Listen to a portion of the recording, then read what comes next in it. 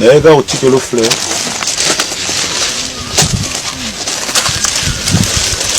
Au titre le fleur. La bourse a quitté. La bourse a quitté. La bourse n'a jamais. Nous sommes le baron en Japon, il y a les États-Unis, nous sommes en Kanga.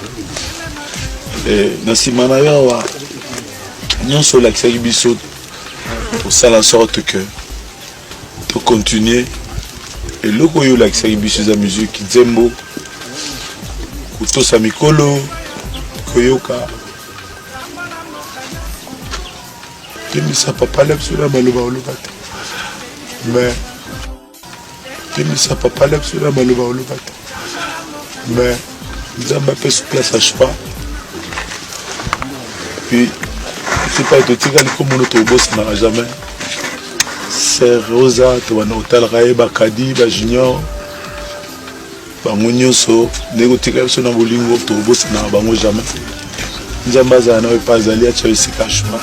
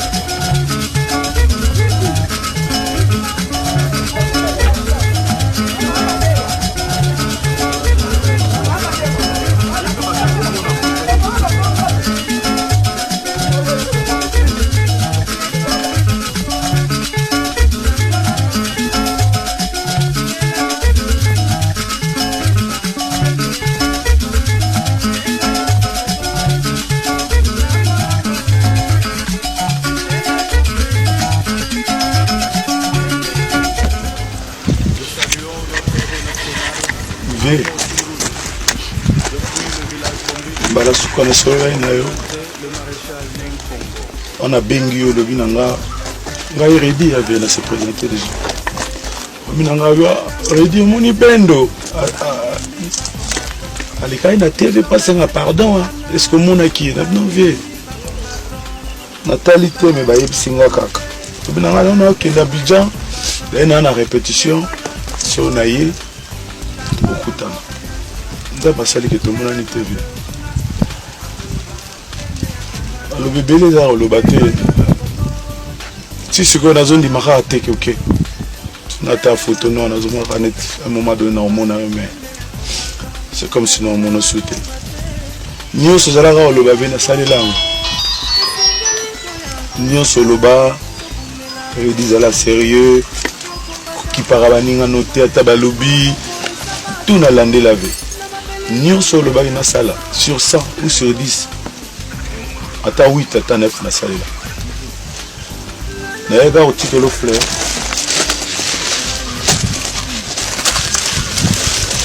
Au titre le fleur. La bourse a quitté. La bourse a quitté. La bourse n'a jamais. Nous sommes le baron en Japon, il y a les États-Unis, nous sommes en Kanga. Et dans ce moment-là, nous sommes l'accès à Bissot pour ça en sorte que pour continuer. Et le coup où l'accès à Bissot la musique, Zembo, Kuto Samikolo, Koyoka. Et ça papa lève sur la malouba ou le bateau. Mais ça papa lève sur la malouba ou le bateau. Mais nous avons fait sur place à choix. Puis, c'est pas de tirer comme on autobus n'a jamais. C'est Rosa, tu vas hôtel Raïba, Kadi, Junior. bango nyonso ndenge otikala biso na bolingo tokobosana na bango jamais nzambe azala nayo epa azali atya esika shwa azalaki moto ya bien etinga otikinga ndenge ndenge oyebi otikanga bien nayoka ya 250%. Ana mambo oloba te nayoka otikelo fleur. Merci encore. Merci.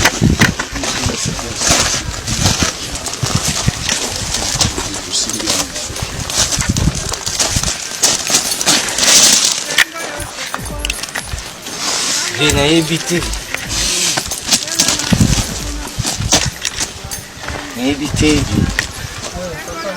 mais likambo ya liboso vie oyo nakoyebisa yo na repose na kangi na 1 minute de silence mpo nazondima te naomona on est poisson d'avril.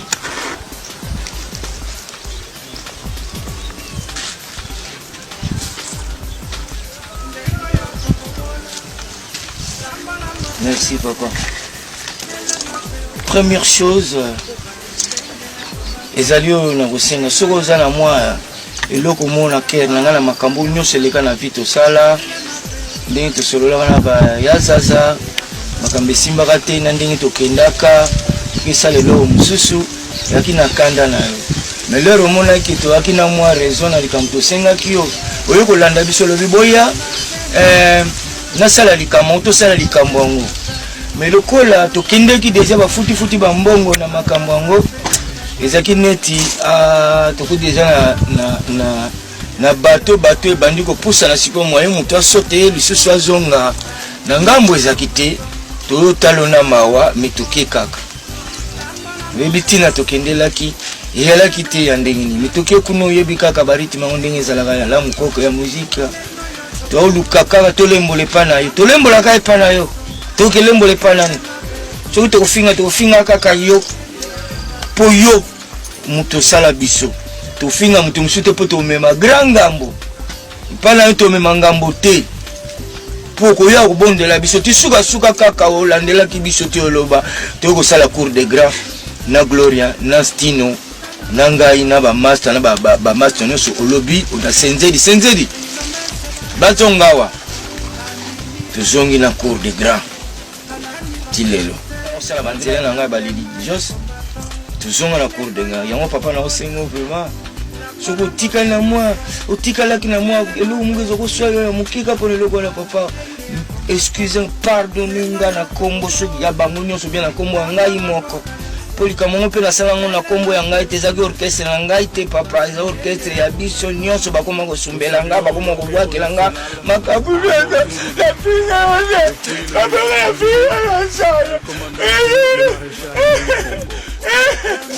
bakosilile makambo soki nalingi nazonga na fifa basala bazofinga papa nga nalingi balolololanga na finga na bayo te balekisanga place na finga eza nango te papa naye kosenga pardon epa na yo yo mei kaka kopardone nga papa que ton âme repose en paix olobaki liloba no asuki olobi nini j'ouvre la porte babrebi egare baya kozonga nga brebi egare nazongaki kobanda futuriste no témoin otunaki ye makambo ebele paola témoin gloria témoin lere nazwi biso nazongi na viva nazongi nanga viva yebimela bango yebisa bangonga nazongaki nanga lepi poto avameki mabendo bapesi pompo nazongaki na ngai olimbisanga baba olimbisanga na fukameli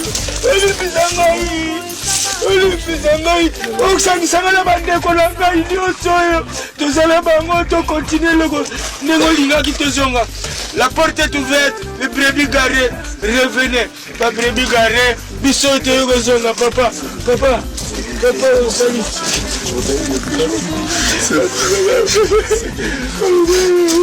c'est bon. oleki mwana moke papa na boti awa na bandi awa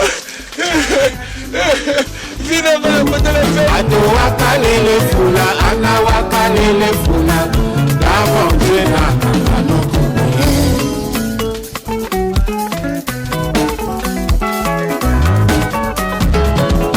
otombela so viva viva oye nyamile bonyo chike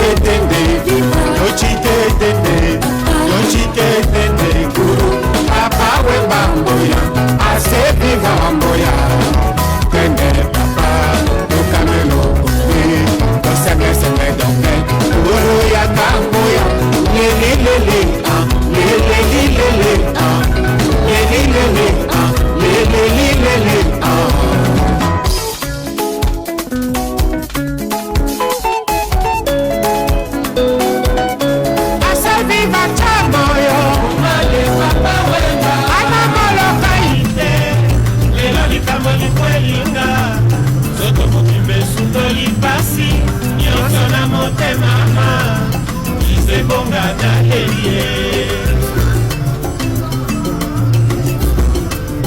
akite lelo likambo likwelinga nzoto mokimbe sutoli pasi nyonso na motema ize bonga na elie.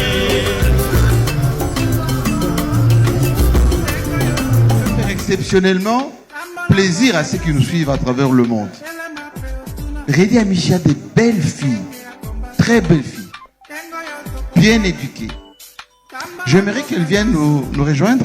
Venez, venez. Mais je voulais juste... Non. Je voulais rajouter une chose. C'est la toute première fois que vous voyez ma famille à l'écran. Oui.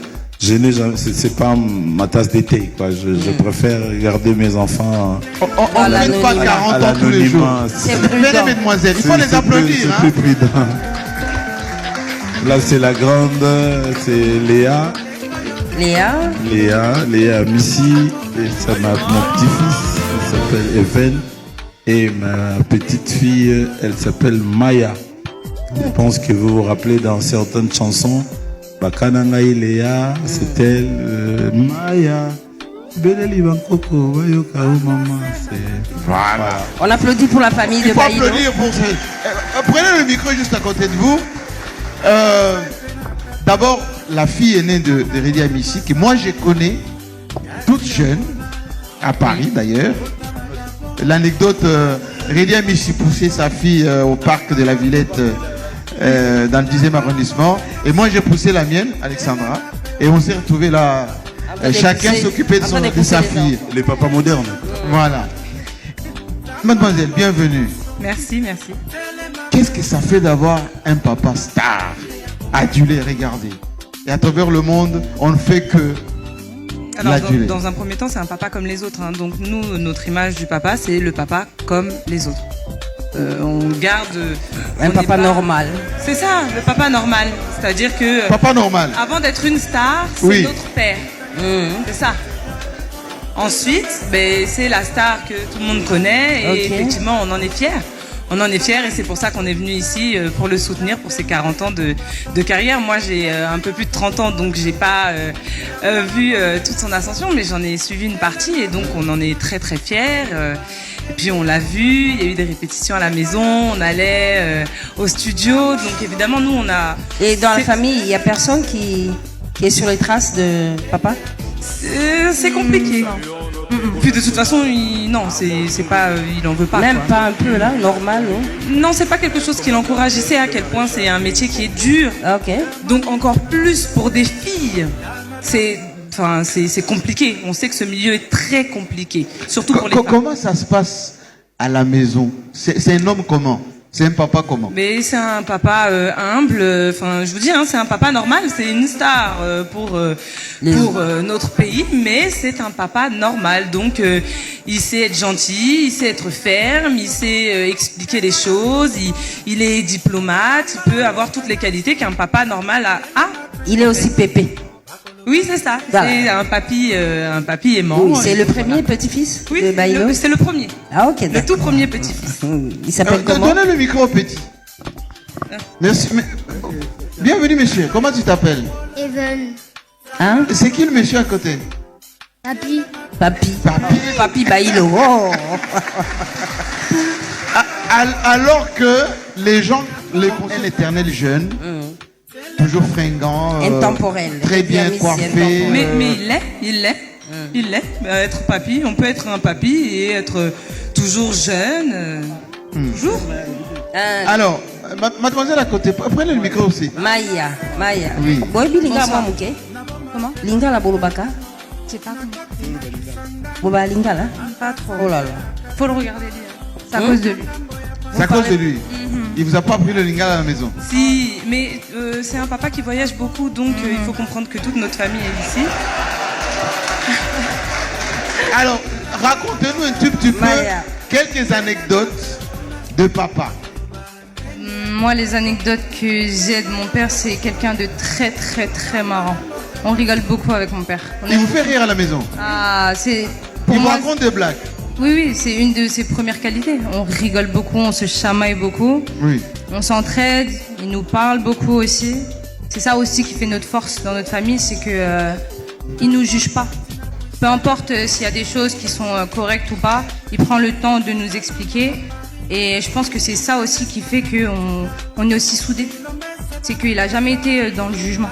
Toujours dans l'accompagnement, dans l'écoute. Et de faire que soit de meilleures personnes. Est-ce que ça vous arrive de chanter à la maison ces chansons? Vous connaissez ces chansons? Une de ces chansons que vous connaissez, c'est laquelle? On va plus... moi, je les écoute, mais je vais pas les chanter. Je vais plus... Non, ouais, je vais plus aimer le côté musical, puisque comme j'ai pas appris vraiment la langue, je vais aimer plus ce qui est instrumental. Le rythme. Exactement. Alors, s'il y avait un message à lui dire aujourd'hui, devant le monde entier qui suit, ça serait quoi? Allez, adressez-vous à votre papa. Que je l'aime, que je suis fière, et voilà. Merci. Merci beaucoup la famille de Redi Amissi. Allez-y. Merci les filles. Redi Amissi.